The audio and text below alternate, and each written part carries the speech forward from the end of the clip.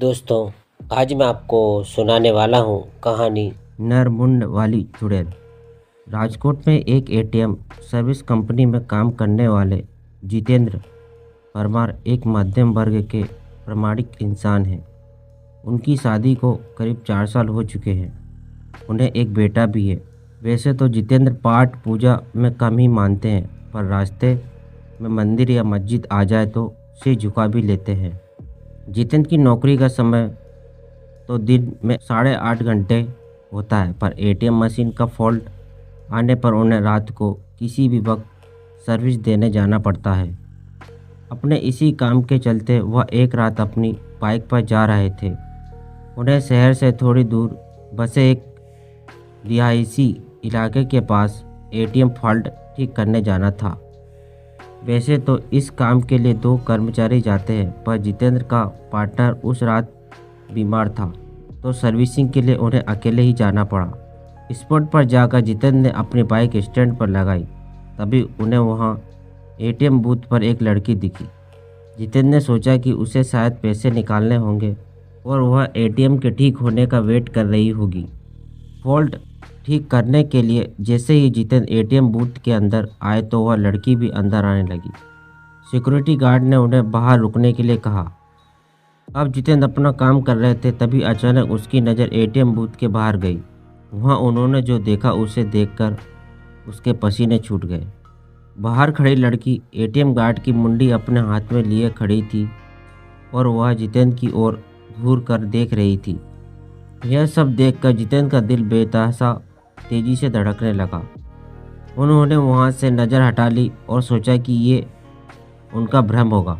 वो ये सब सोच ही रहे थे कि तभी अचानक उनके सीनियर का फ़ोन बज उठा। यह फ़ोन वहां का फॉल्ट जल्दी ठीक करने के लिए था।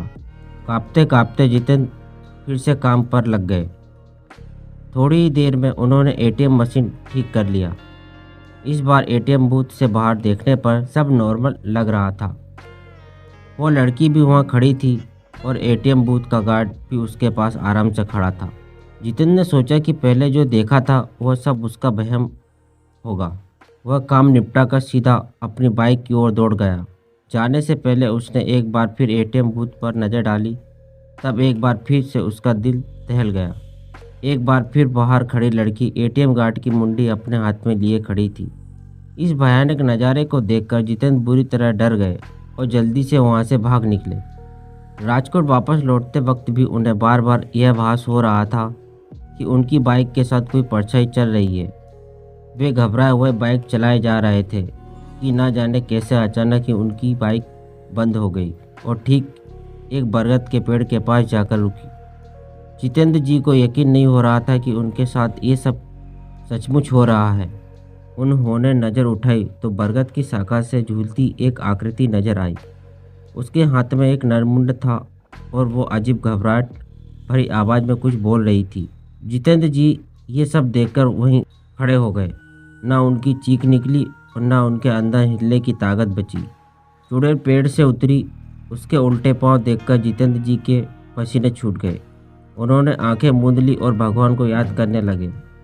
चुड़ैल उनके बगल में आकर बैठ गई और उनका सर सहलाने लगी। इसके बाद जितेंद्र जी को कुछ याद नहीं कि उनके साथ क्या हुआ। जब होश आया तो वे एक हॉस्पिटल में थे। सुबह कुछ स्थानीय लोगों ने उन्हें बेहोश पड़ा देखकर हॉस्पिटल पहुंचा दिया था। इस घटना के महीनों बाद तक जितेंद्र बेसुध रहे और काफ़ी पूजा पाठ के बाद ही उनकी हालत फिर से सामान्य हो पाई। अब वो राजकोट छोड़ चुके और एक सामान्य जीवन जी रहे थे।